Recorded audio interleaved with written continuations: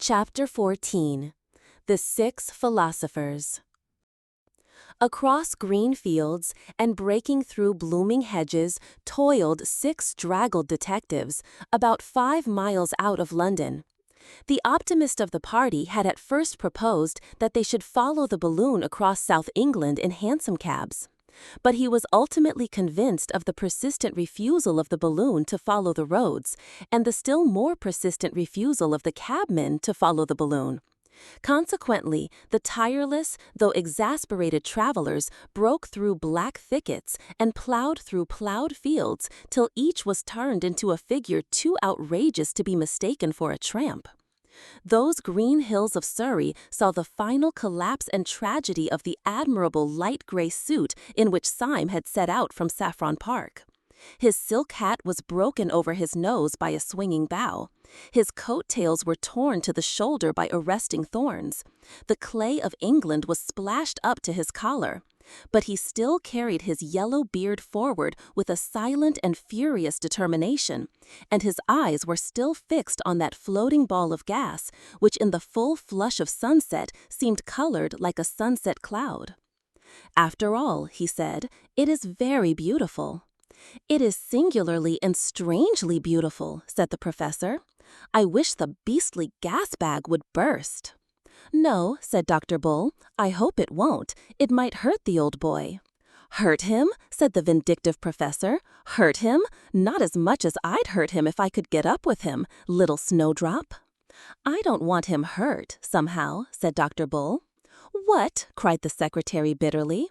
"Do you believe all that tale about his being our man in the dark room? Sunday would say he was anybody." "I don't know whether I believe it or not," said Dr. Bull. "But it isn't that I mean. I can't wish old Sunday's balloon to burst, because—" "Well," said Syme impatiently, "because—" "Well, because he's so jolly like a balloon himself," said Dr. Bull desperately. "I don't understand a word of all that idea of his being the same man who gave us all our blue cards. It seems to make everything nonsense. But I don't care who knows it. I always had a sympathy for old Sunday himself, wicked as he was. Just as if he was a great bouncing baby. How can I explain what my queer sympathy was? It didn't prevent my fighting him like hell. Shall I make it clear if I say that I liked him because he was so fat?" "You will not," said the secretary. "I've got it now," cries Bull. "It was because he was so fat and so light. Just like a balloon. We always think of fat people as heavy, but he could have danced against a sylph. I see now what I mean. Moderate strength is shown in violence. Supreme strength is shown in levity. It was like the old speculations. What would happen if an elephant could leap up in the sky like a grasshopper? Our elephant," said Syme, looking upwards, "has leapt into the sky like a grasshopper. And somehow," concluded Bull, "that's why I can't help liking old Sunday. No, it's not an admiration of force or any silly thing like that. There is a kind of gaiety in the thing, as if he were bursting with some good news.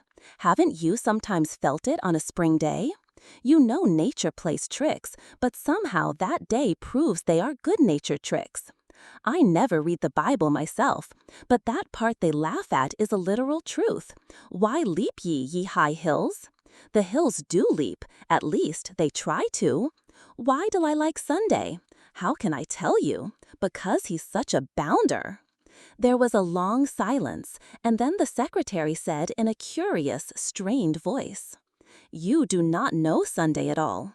Perhaps it is because you are better than I and do not know hell. I was a fierce fellow and a trifle morbid from the first. The man who sits in darkness and who chose us all, chose me because I had all the crazy look of a conspirator, because my smile went crooked and my eyes were gloomy even when I smiled. But there must have been something in me that answered to the nerves in all these anarchic men. For when I first saw Sunday, he expressed to me not your airy vitality, but something both gross and sad in the nature of things. I found him smoking in a twilight room, a room with brown blind down, infinitely more depressing than the genial darkness in which our master lives. He sat there on a bench, a huge heap of a man, dark and out of shape. He listened to all my words without speaking or even stirring. I poured out my most passionate appeals and asked my most eloquent questions. Then, after a long silence, the thing began to shake, and I thought it was shaken by some secret malady. It shook like a loathsome and living jelly. It reminded me of everything I had ever read about the base bodies that are the origin of life, the deep-sea lumps and protoplasm.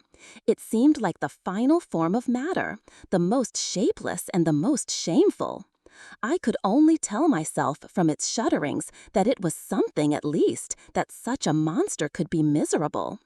And then it broke upon me that the bestial mountain was shaking with a lonely laughter, and the laughter was at me. Do you ask me to forgive him that? It is no small thing to be laughed at by something at once lower and stronger than oneself. Surely you fellows are exaggerating wildly, cut in the clear voice of Inspector Ratcliffe. President Sunday is a terrible fellow for one's intellect, but he is not such a Barnum's freak physically as you make out.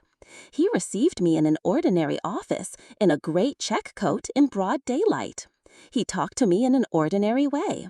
But I'll tell you what is a trifle creepy about Sunday.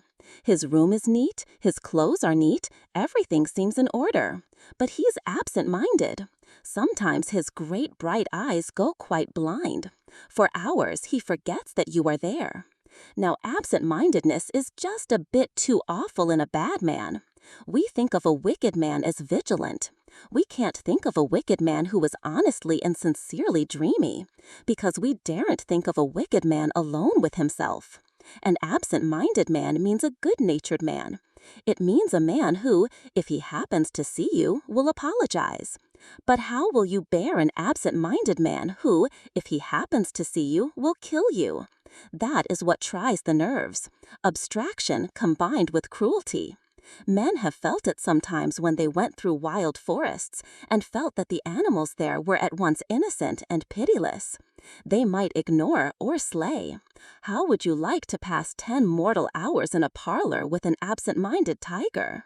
And what do you think of Sunday, Gogol? Asked Syme.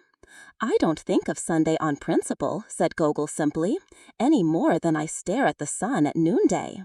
Well, that is a point of view, said Syme thoughtfully. What do you say, Professor? The professor was walking with bent head and trailing stick, and he did not answer at all. Wake up, Professor, said Syme genially.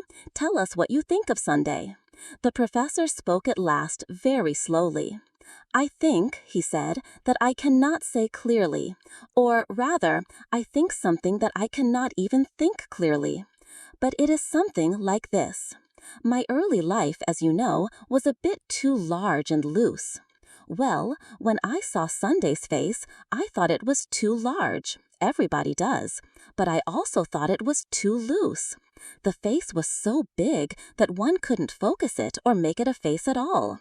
The eye was so far from the nose that it wasn't an eye. The mouth was so much by itself that one had to think of it by itself. The whole thing is too hard to explain. He paused for a little, still trailing his stick, and then went on. But put it this way. Walking up a road at night, I have seen a lamp and a lighted window and a cloud make together a most complete and unmistakable face. If anyone in heaven has that face, I shall know him again. Yet, when I walked a little farther, I found that there was no face, that the window was 10 yards away, the lamp 100 yards, the cloud beyond the world. Well, Sunday's face escaped me. It ran away to right and left, as such chance pictures run away. And so his face has made me, somehow, doubt whether there are any faces. I don't know whether your face, Bull, is a face or a combination in perspective. Perhaps one black disk of your beastly glasses is quite close and another 50 miles away. Oh, the doubts of a materialist are not worth a dump. Sunday has taught me the last and the worst doubts, the doubts of a spiritualist. I am a Buddhist, I suppose, and Buddhism is not a creed. It is a doubt. My poor dear Bull, I do not believe that you really have a face. I have not faith enough to believe in matter. Syme's eyes were still fixed upon the errant orb, which, reddened in the evening light, looked like some rosier and more innocent world. "Have you noticed an odd thing," he said, "about all your descriptions? Each man of you finds Sunday quite different, yet each man of you can only find one thing to compare him to, the universe itself. Bull finds him like the earth in spring, Gogol like the sun at noonday. The secretary is reminded of the shapeless protoplasm, and the inspector of the carelessness of virgin forests. The professor says he is like a changing landscape. This is queer, but it is queerer still that I also have had my odd notion about the president, and I also find that I think of Sunday as I think of the whole world." "Get on a little faster, Syme," said Bull. "Never mind the balloon." "When I first saw Sunday," said Syme slowly, "I only saw his back, and when I saw his